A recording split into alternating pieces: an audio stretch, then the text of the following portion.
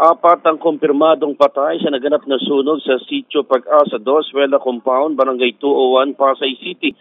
Una nang kinumpirma ni BFP-NCR Regional Director Ronald Banyago ang pagkamatay ng apat na bata kabilang ng isang 5 buwang gulang na sanggol. Kinilala mga nasawi na sina John Dero Guarino, 8 years old, Ayan Chantal Guarino, 5 years old, Patrick Aris Romano, 5 months old, at ang 7 taong gulang na batang babae na anak ng isang Hermela Agarin. Umabot naman sa 150 pamilya na apektuhan ng sunog, habang tinatayang nasa 75 na bahay ang tinupok ng apoy.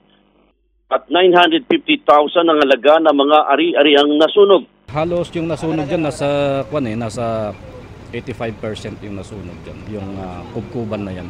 Dakong 9:57 ng Miyerkules ng gabi nang sumiklab ang sunog sa lugar at ininasa sa Task Force Delta dakong alas 12 ng hating gabi bago i-declare ang far out ng 5:24 Huwebes ng madaling araw.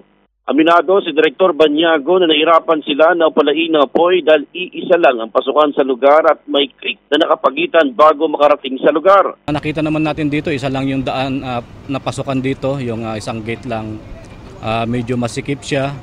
Kaya yun ang naging dahilan din dito, medyo malambot din yung lupa na kinalagyan natin. Nung nabasa, medyo nabalaho rin yung mga truck natin at wala rin tayong supply ng tubig dito. Kaya medyo lumaki siya nung naubusan ng tubig yung mga truck natin na nag-responde dito. Kaya nagtaas tayo ng alarma para mag-responde yung mga ibang mga fire trucks para magbigay ng suporta sa pangailangan natin ng tubig. Naubusan din ng tubig ang mga fire truck ng BFP Pasay, kaya't itinaas na nila ang alarma para tumulong na rin ang iba pang mga bumbero sa kalapit na syudad. Sa investigasyon, lumalabas nagsimula ang apoy sa isang bahay na inupahan ng isang Ruby Guarino dahil sa nakasindi at nakaligtaang kandila.